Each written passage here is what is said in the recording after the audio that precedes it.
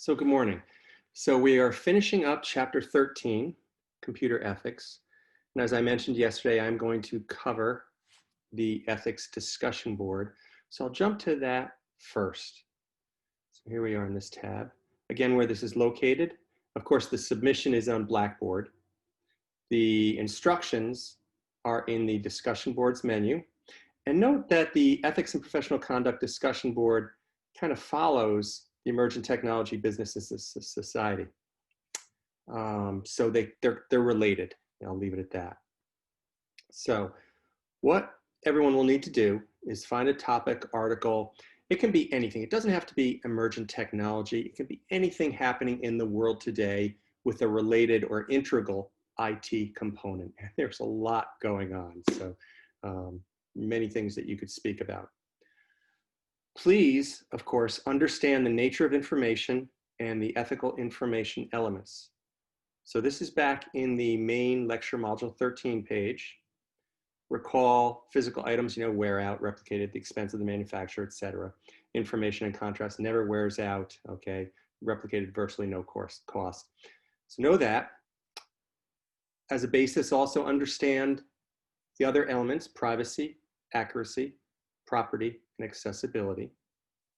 I'll jump back to the discussion board page. So you need to choose an ethical theory. And I've presented these several times. One of stockholder, stakeholder, social contract. And those are described further below on the page. You'll need to read through the ACM Code of Ethics and Professional Conduct. This too is below on the page. And these are broad categories. They'll apply to almost anything. As you see, contribute to society and human well-being. Avoid harm to others. Okay, there are other things in here that state that as IT professionals, it's our obligation to inform the community, to properly assess technology and assess all aspects of it. So really following along systems and analysis design tenets. So scrolling back up, sorry if I made anyone dizzy there. What you need to do is, and you will, for the topic, you will need to provide an APA citation. In the first paragraph, all you need to state are what ethical theory you're addressing. One of stockholder, stakeholder, social contract. Which ACM Code of Ethics tenet or multiple tenets you are also addressing. And then the article with that APA citation. Following this, you'll be required 3 paragraphs, 500 words. So the first paragraph is not included in those 500 words. First paragraph just addresses or introduces, this is my ethical theory I'm following, this is my ACM Code of Ethics Professional Conduct, tenet I'm following, here's the article. And then 3 paragraphs with 500 words total. And that's it. Recall that is part of the final project. Please do not omit this. Every semester, some students do, and they lose. The final project's worth 25% of your grade. So if you omit the ethics discussion board, or any component actually of the final project, you're gonna lose 8 points right off the top of your grade, your letter grade. So don't do this, it's straightforward. So please do this. That is the final project, the ethics and discussion board component of the final project. So please do that. Now I'm going to jump to complete the textbook material. Now I added this, I've spoken about this several times this semester. This is not in the textbook, but it is highly relevant, the Technology Acceptance Model, the TAM. It came out of research from MIT, and it really looked at users' adoption of technology, but it also applies to assistive technology. And what they found was there are 2 components that determine whether users will use a particular technology, whether it's an application, hardware, or whatever. Perceived ease of use and perceived usefulness. Perceived ease of use. If something is easy to use, there's no learning curve. People will just gravitate towards it and adopt it. The example, the iPad. The iPad is straightforward. You pick it up and kind of begin to navigate. The other end of the spectrum, of course, the Linux command line. The other factor is perceived usefulness. If something is extremely useful, certain populations will overcome whatever learning curve to use it. The example I give is computer-aided design. Computer-aided design has a very steep learning curve, but certain professions will use it. Architects know that it'll improve their efficiency and effectiveness over time once they learn how to use it. But again, that learning curve is steep. Another example, Kali Linux, one of the final projects for security and penetration testing. As I mentioned in the final projects, it could take you 3 years, even more, to understand all facets and to properly use Kali Linux, but it'll be well worth it should you go into computer security, cybersecurity, digital forensics, any of these things. Even just as a system administrator, allowing you to assess your security and strengthen your defenses. Okay, so moving into the last part of the chapter, and again, this is gonna be very quick. It's very straightforward the way the textbook presents it. Textbook does omit some things, and I'm gonna hopefully introduce those too. So ergonomics, you know, when we're young, we don't heed this. It's actually very important for your long-term health. Everyone here, you know, you're looking at a life, you know, profession in this industry. So it's very important. We've seen the emergence of stand-up desks. And, you know, recently we saw in our watches now tell us, you know, the Fitbits, things like that, tell us to stand up for 10 minutes every hour.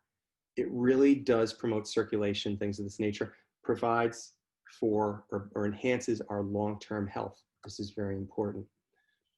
One of the things in computer and health, and again, it's kind of omitted, and you've heard me talk about this before, is our, you know, radio frequencies, our wireless communications networking, whether it be Bluetooth, Wi-Fi, or cellular.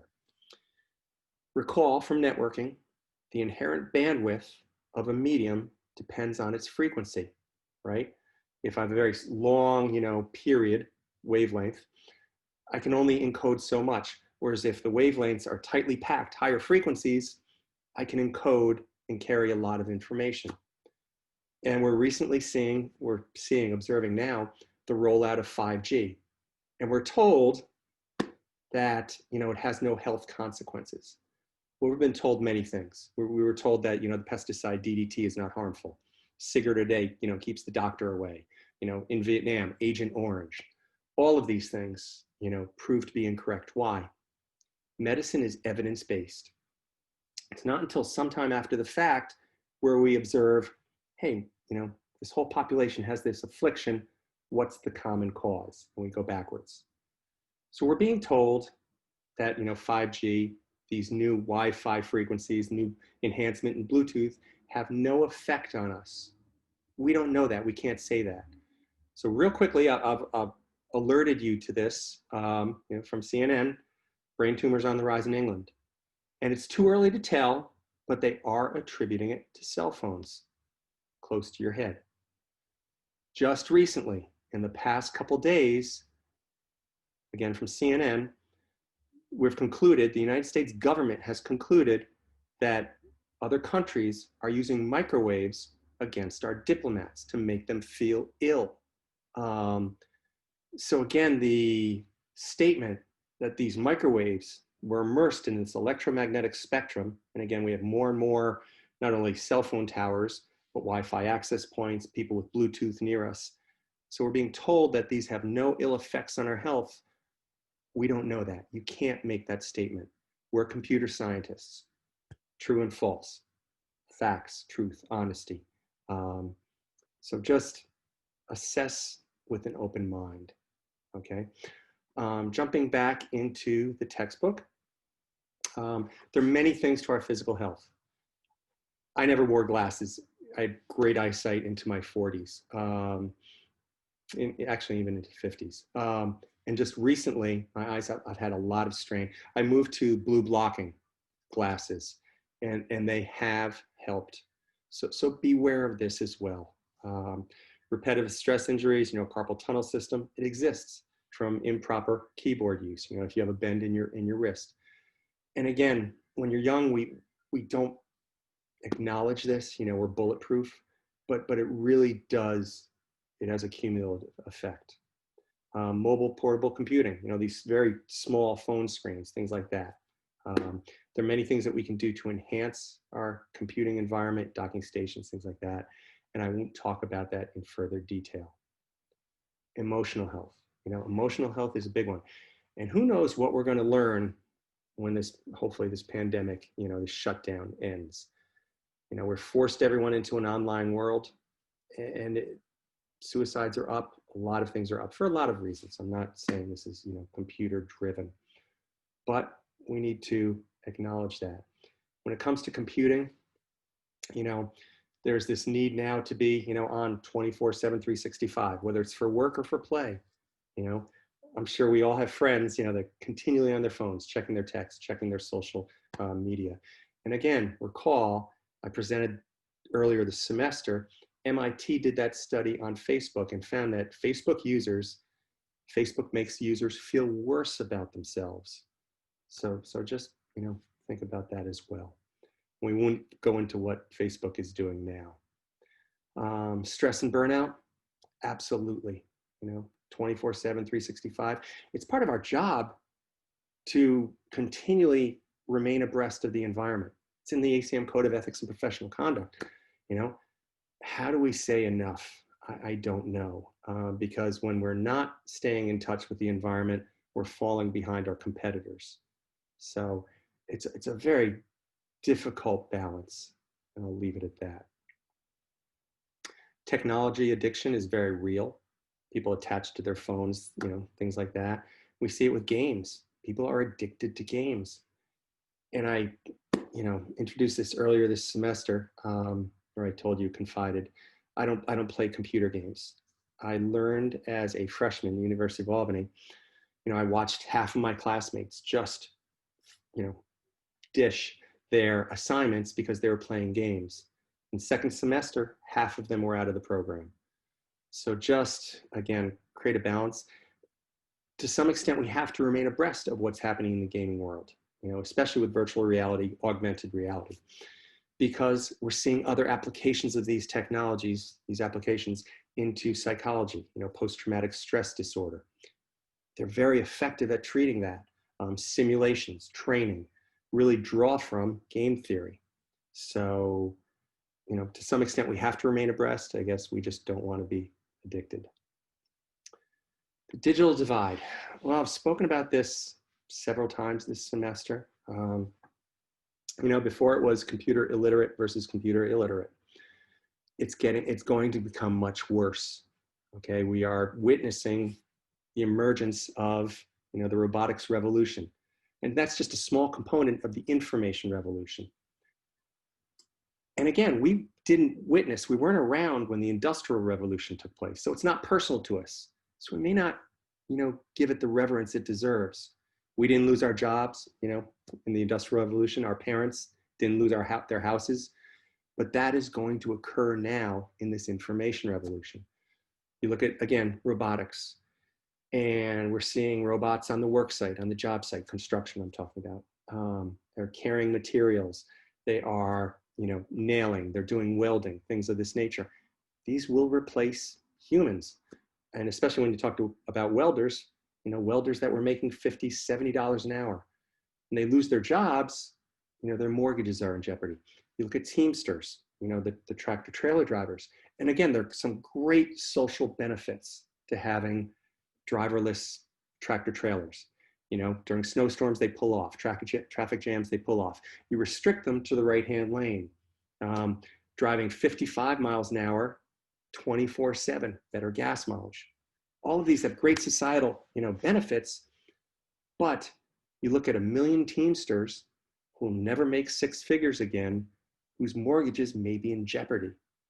We look at other countries. You look at, I specifically look at, India, Pakistan, China, whereas robotic manufacturing is going to put hundreds of millions out of work.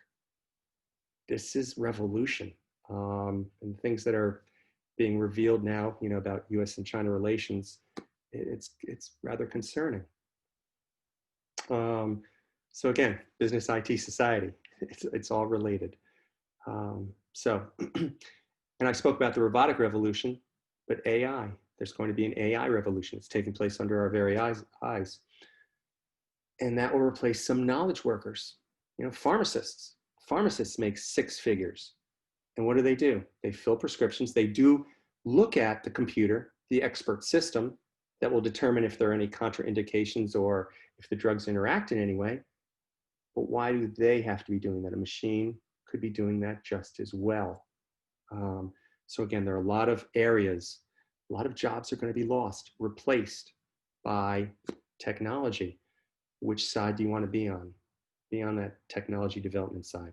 And by the way, if you're here today, you're essentially through CISS 100, you're over the hump, okay? Beyond this, I'm not going to say it's clear sailing, but you're there. So nice job. Assistive technologies, great uses. I'm not going to talk about much. One of the things the textbook does leave out, of course, I introduced this in input output, was haptics, which is sensory. And it helps us driving our cars, our newer cars, for collision avoidance. They not only, beep at us or whatever, make an auditory signal, but the steering wheel may vibrate, our seat may vibrate, which alerts us even quicker. It catches our attention better. So, green computing. This is huge. Okay. My personal opinion, we're not doing enough. Our landfills, everything we do in computing, when we look at the devices themselves, they don't recycle well. The chemicals we use to make our computing devices are not nice, I'll put it that way. I don't know why, Google, well, actually Motorola, it actually came from the phone blocks. So I'll keep backtracking. That phone blocks project that was bought by Motorola and hence subsequently bought by Google. And it looked like it was going to happen. So what I'm talking about, and that's back in the IO submenu. And we may actually look at it again tomorrow or next week, in the emerging technology. But the availability of a phone where you can replace components rather than throwing the entire phone into, the landfill would be extremely beneficial to society. And Google stopped developing it. That's a shame, actually. Green computing, hopefully, will become better and better at power management. Something just happened. I introduced this, I think, last week. Something revolutionary. Apple came out with a new chip, the M1 chip, and it is absolutely blowing away the Intel chips. If you have Intel stock, consider selling. Intel's not going to go away. It has its uses in certain applications, but that new Apple M1 chip for consumers is unbelievable. What I'm seeing with the benchmarks, the comparisons with the Intel chip, the benchmarks, just blowing away. So if you're familiar with this, check it out. I did bookmark it into the tag field in CISS100.com. So on the right-hand side, it may even still be visible. Alternate power, again, yes, we need to become more conscious of greenhouse gases, things like that. So there are a lot of things being investigated, and they are maturing, so that's good. Recycling, kind of already spoke about this, so I won't talk about it more. Again, the poisons, the chemicals that we use to make our computing devices are not good for the environment. So again, you see we're kind of moving through the rest of this chapter. It's real straightforward. It's necessary reading, but again, I'm not going to just regurgitate, so to speak, the textbook material. And there are no recycling laws in effect at present. Hopefully that'll change. And that is the end of the textbook, the chapter and textbook. So this is a real quick class. I want to say thank you. I want to remind everyone all coursework is due next Wednesday night by 9 p.m.